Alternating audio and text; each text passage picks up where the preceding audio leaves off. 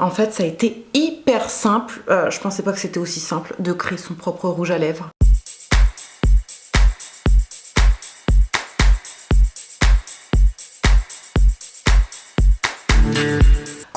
J'espère que vous allez bien. Aujourd'hui je suis trop contente de vous faire cette vidéo puisque ça fait des années que je l'ai vue déjà sur YouTube. Aujourd'hui c'est une vidéo crash test. Je vais mélanger avec vous tous mes rouges à lèvres MAC notamment. Donc, je ne sais pas combien il y en a, à peu près une vingtaine, et j'ai fait ma petite mixture. Donc si vous voulez connaître le résultat de ce rouge à lèvres hybride, eh bien je vous laisse avec les images. Première étape, je commence par sélectionner tous les rouges à lèvres que j'ai décidé de mélanger entre eux. Je choisis tous les rouges à lèvres de chez MAC et je sélectionne uniquement les nudes, les rosés et ceux qui ont un aspect assez naturel.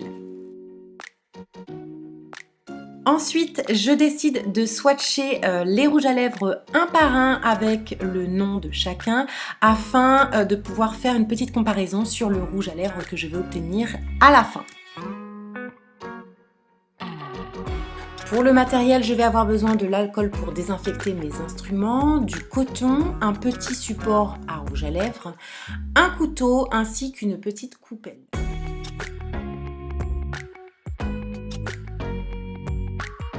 Je commence par désinfecter tout ce qui va être en contact avec mon futur rouge à lèvres. Donc ici c'est le raisin de cet ancien flacon, la petite cuillère qui va me servir à vider mes anciens rouges à lèvres. Voilà, il faut que tout soit propre et désinfecté.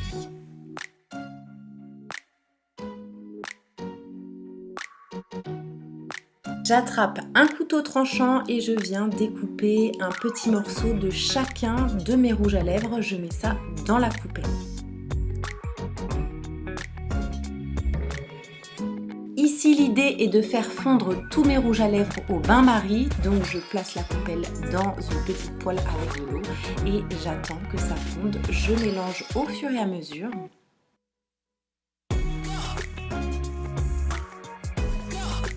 Une fois le mélange bien fondu, j'attends pas que ça refroidisse, je le verse directement dans mon raisin et ici on peut apercevoir qu'il me reste beaucoup de matière.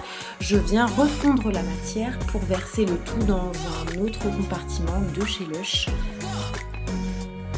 Enfin, je laisse refroidir les deux rouges à lèvres, je place le pan Lush au frigo et je laisse le bâton stick à température ambiante.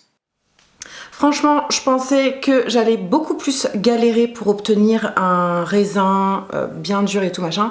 Comme vous l'avez vu dans la vidéo, j'avais beaucoup trop de produits. Du coup, j'ai pu faire deux rouges à lèvres, un en stick, ce qui est très bien. Et je me rends compte qu'on met vraiment pas grand chose là-dedans. Donc, parfois quand on met hyper cher dans un rouge à lèvres stick, quand on voit ce qu'il y a à l'intérieur, on se dit merde, truc de ouf.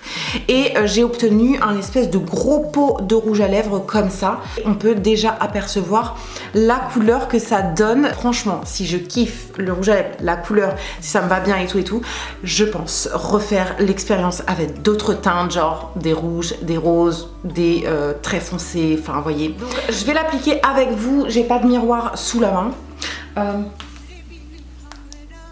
Faire ça avec Snap, je sais pas. Ouais, ma coupe part un peu en couille, hein. Déjà au niveau de la texture, il est solide, comme un rouge à lèvres en fait. Et pourtant celui-ci, je l'ai pas mis au frigo.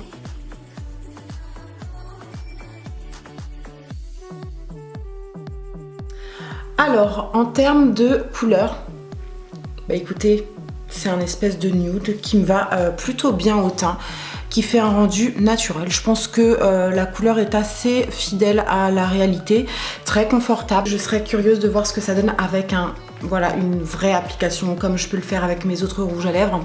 J'aime beaucoup, j'espère que c'est pas une teinte que j'ai déjà.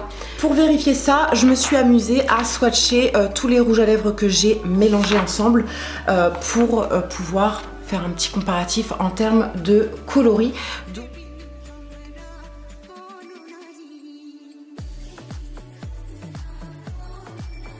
j'ai l'impression, en l'ayant swatché sur la feuille, que ça se rapproche de deux couleurs de chez MAC, notamment le Crème in Your Coffee et le Rétro, qui sont de nude assez foncé.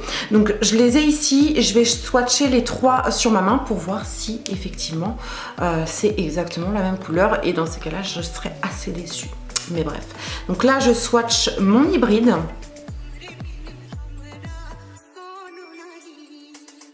Je vais swatcher le Crème in Your Coffee que j'adore, c'est l'un de mes rouges à lèvres préférés de chez MAC. On peut apercevoir que c'est pas tout à fait la même couleur, il est plus foncé.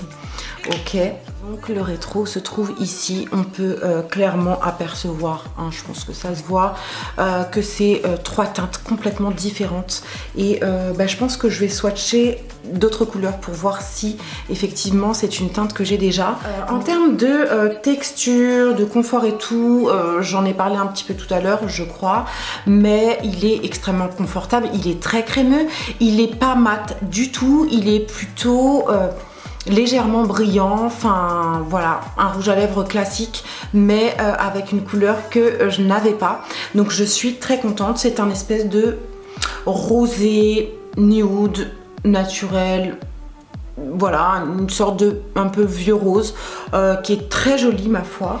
La prochaine fois que je fais ça, je pense mettre beaucoup moins de quantité de rouge à lèvres à mélanger, parce que là j'ai peur que ils finissent par rancir. Voilà YouTube, j'ai terminé avec cette petite vidéo crash test. J'espère qu'elle vous a autant plu qu'à moi. J'espère que ça vous a donné un petit peu d'idées, un petit peu d'inspiration, que ça vous a peut-être donné envie de faire la même chose chez vous, tranquillement, dans votre cuisine. Ça vous permettra d'obtenir un nouveau rouge à lèvres que personne n'a, donc je trouve ça plutôt cool.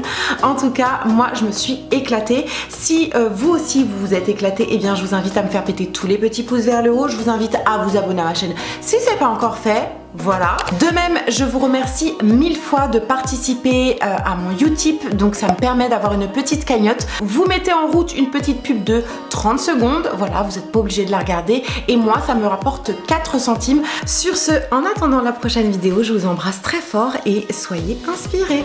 Ciao.